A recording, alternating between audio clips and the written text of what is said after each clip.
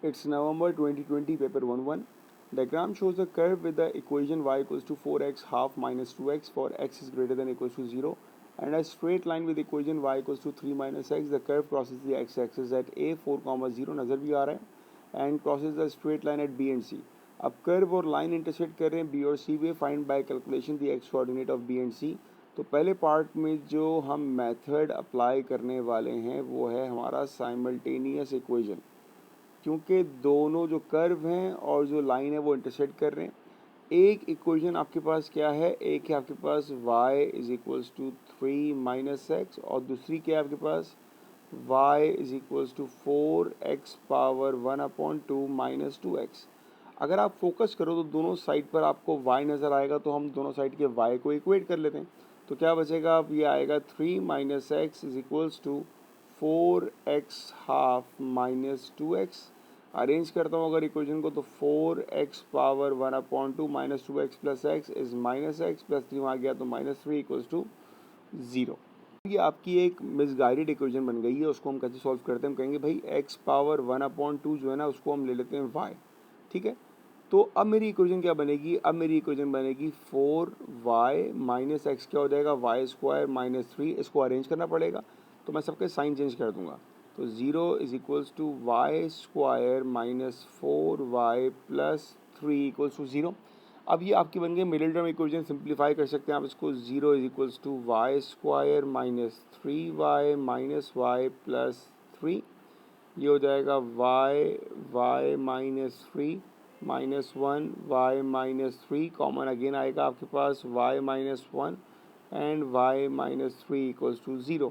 You got y equals to 1 and you got y equals to 3. अब हमने y को suppose क्या किया था, y हमारे पास था x पावर 1/2. ठीक है, तो जहाँ पर ही y होगा वहाँ पे हम लिखेंगे x पावर 1/2. यहाँ भी आया x पावर 1/2, यहाँ पर भी आया. So x power 1/2 equals to 1, x power 1/2 equals to 3. तो अब आपने क्या कर रहे हैं, दोनों साइड पे स्क्वायरिंग कर रही है आपने. ठीक है ना, दोनों साइड पर squaring. So x is equals to 1 and x is equals to 9. अब कौन सा कोऑर्डिनेट b का और c का होगा वो आपको इजीली नज़र भी आ रहा है. तो b का जो x कोऑर्डिनेट होगा वो 1 होगा. ठीक है ना, 1 कॉमा y लिख देता हूँ मैं. और जो c का x कोऑर्डिनेट होगा वो होगा 9 कॉमा y. मुझे खाली x कोऑर्डिनेट की बात की थी तो x कोऑर्डिनेट मेरे पास आ गया b का 1 और c का 9. That is the completion of first part. उसके बाद आते हैं नेक्स्ट पार्ट b पर.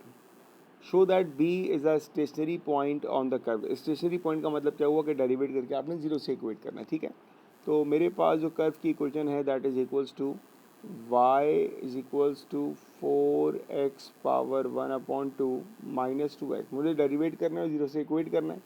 जब मैं डेरिवेट करूँगा इसको तो दैट विल बी 4, पहले पावर आएगी दैट मीन्स 1/2 और फिर पावर में से 1 माइनस. तो 1/2 minus 1 it's minus 1/2 minus 2. Simplify करते हैं, 2 1s are 2, 2 2s are 4. So that will B 2 divided by x with the power 1/2 minus 2 और ये हो जाएगा 0. तो ये आएगा जब 2 आ जाएगा that will be positive 2 is equals to 2 divided by x power 1/2. 2 से 2 कैंसिल हो जाएगा. So x power 1/2 is equals to 1. Squaring करेंगे so x is equals to 1. तो यहाँ पर भी x का आंसर 1 आ रहा था और जो आपने शो किया था b का उसका भी x का आंसर 1 था. तो ये आपने शो कर दिया that b is a stationary point on the curve. उसके बाद for part C. Part C में आपको निकालना है area of the shaded region. ठीक है, अब पहले कुछ मैं पॉइंट निकालता हूँ. यहाँ पर लेट सपोज कि ये जो पॉइंट है इसको मैंने येलो मार्क किया है, इसको मैं कहता हूँ कि ये पॉइंट मेरे पास डी है. अब अगर ये डी के कोऑर्डिनेट्स मुझे निकालने होंगे तो डी की खास बात क्या है कि डी इस लाइन पर लाई कर रहा है. ठीक है, और उसका वाई कोऑर्डिनेट 0 होगा तो मैं इसको यूज़ कर सकता हूँ. ठीक है, तो मेरे पास इक्वेशन कुछ ऐसी आएगी y is equals to 3 minus x, क्योंकि y कोऑर्डिनेट तो 0 है. 0 इक्वल्स टू 3 माइनस एक्स और मेरे पास x का आंसर आ जाएगा 3. तो d के कोऑर्डिनेट मेरे पास आ जाएंगे आराम से 3,0. ऑलराइट, अब हमें जो वर्किंग स्ट्रेटजी करनी है पहले हम ज़रा उसको फोकस करते हैं कि हमें करना क्या है. हमें निकालना है area of the shaded portion. ठीक है, अब मैं क्या क्या करने वाला हूँ, मुझे क्या क्या निकालना होगा. पहले मेरे पास यहाँ पर एक ट्राइंगल बन रहा है. ये कौन सा ट्राइंगल, जिसमें मैंने डी पॉइंट लिया और ये मैंने सी पॉइंट लिया. एक मिनट, डी पॉइंट एंड मेरा ये आ जाएगा सी पॉइंट. ठीक है, अगर मैं एरिया ऑफ ट्राइंगल निकालता हूँ, मैं आपको कलर करके बताऊंगा कौन सा एरिया आएगा मेरे पास। एरिया ऑफ ट्राइंगल का मतलब ये हुआ कि ये पूरा एरिया मेरे पास आ जाएगा, ठीक है। ये आ गया एरिया ऑफ ट्राइंगल। ये हम कैसे निकालेंगे, बड़ा सिंपल है, इसमें कोई मसला हमारे लिए नहीं होगा, ठीक है। अभी मैं बता रहा हूँ वर्किंग स्ट्रेटजी आपको। एरिया ऑफ ट्राइंगल तो मैं लिख देता हूँ यहाँ पर कि पहली चीज़ जो हमें चाहिए that is area of a triangle, और मैं चले साथ साथ निकाल ही लेता हूँ ताकि कन्फ्यूजन बिल्कुल ही ना हो। अब एरिया ऑफ ट्राइंगल का फॉर्मूला क्या होता है हमारे पास, 1/2 बेस इंटू हाइट, ठीक है।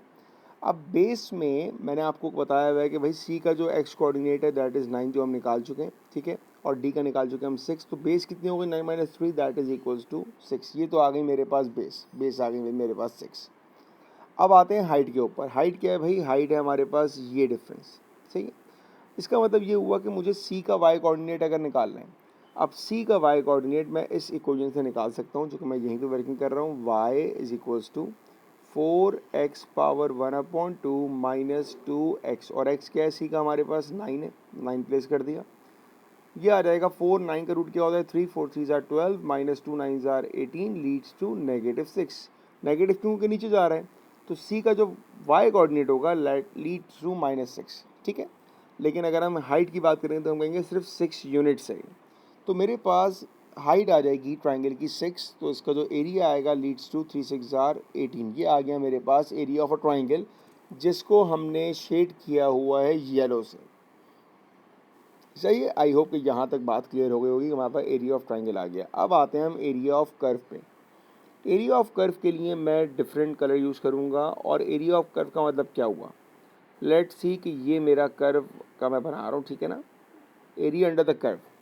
तो एरिया अंडर द कर्व में ये पूरा ग्रीन पोर्शन आ जाएगा जो मैं अब शेड करने जा रहा हूँ। एरिया अंडर द कर्व, ये पूरा एरिया आ जाएगा कर्व के अंडर का, जो सारा ग्रीन मैं कर रहा हूँ, ठीक है। तो अब आप ये देखें कि आपके पास एक जो आपके काम का एरिया था वो तो मिल चुका है, जो शेडेड वाला एरिया था। शेड कर लूँ मैं ज़रा, देखें अब मेरे पास ये वाला एरिया आ चुका है। कैसे आएगा भाई, सिंपल, एरिया ऑफ ट्राइंगल आ चुका है, इसको मैं निकालूंगा, माइनस कर दूंगा। अब बचा मेरे पास ये पोर्शन। अगर हम इसको शेप को देखें तो हमारे पास ये रेक्टेंगल बनता हुआ नज़र आ रहा है, ठीक है भाई। डी का जो एक्स कोऑर्डिनेट है वो है हमारे पास 3, और ए का एक्स कोऑर्डिनेट है 4। इसका मतलब जो इसकी विड्थ होगी हमारे पास इट इज़ इक्वल्स टू 1, ठीक है। और जो इसकी हाइट है वो हम निकाल चुके हैं दैट इज 6। तो एरिया ऑफ रेक्टेंगल मेरे पास आ रहेगा 1 × 6। मैं इसको भी निकाल लेता हूँ अभी। एरिया ऑफ ट्राइंगल तो मैं निकाल चुका था, ठीक है। मैंने निकाला area of rectangle which is equals to 1 × 6 and it is equals to 6। अब आते हैं हम एरिया अंडर द कर्व। हमारे पास कर्व की इक्वेशन क्या है, y is equals to 4x power 1/2 minus 2x। Area का मतलब क्या हुआ, हमें इंटीग्रेट करना पड़ेगा। 4x पावर 1/2, तो ये आएगा 4x 1/2 plus 1, 1/2 plus 1 is equals to 3/2। तो ये आएगा 3/2 डिवाइडेड बाई 3/2, इंटीग्रेट हो रहा है, minus 2x² leads to only x²। Alright. अब जो हमारे पास इसकी लिमिट्स हैं, लिमिट्स कहाँ से कहाँ तक जा रही हैं, अगर हम फिगर में देखें तो हमारे पास लिमिट जा रही है x की फ्रॉम 4 to 9। तो मैं लिमिट्स अप्लाई करूँगा फ्रॉम 4 to 9, और अब हम लिमिट्स को सॉल्व करते हैं। अब आपके पास जो फाइनल आंसर आएगा वो क्या होगा भाई। अच्छा, एरिया चूँकि हमारे पास कभी नेगेटिव नहीं होता तो ये आ तो माइनस में रहा है, हम इसको पॉजिटिव ही लेंगे, ठीक है। अब हम निकालते हैं area of the shaded portion जिसकी हमें रिक्वायरमेंट है। एरिया ऑफ अ ट्राइंगल हम निकाल चुके थे दैट इज़ 18, उसमें से हम माइनस कर देंगे area under the curve that is 14.3। Alright, that is equals to 3.7, जो कि आपका फाइनल आंसर है। अब फिगर में मैं आपको एक और बात बताऊँ, जब हमने एरिया निकाला ना अंडर द कर्व, तो एरिया अंडर द कर्व मतलब इस कर्व के अंडर का सारा एरिया आ जाएगा, तो हमें रेक्टेंगल की कोई ज़रूरत नहीं पड़ेगी। ये हमारे पास एरिया अंडर द कर्व आया। तो इस एरिया अंडर द कर्व में से अगर मैं area of the triangle minus कर दूँ, जो कि मैं अभी कर रहा हूँ आपके सामने, जब मैंने area of a triangle minus कर दिया एरिया अंडर द कर्व से, तो आप देखेंगे आपके पास लेफ्ट ओवर क्या बचा, लेफ्ट ओवर वही शेडेड पार्ट बचा जो हमें रिक्वायर्ड था। तो ये आपका आंसर है।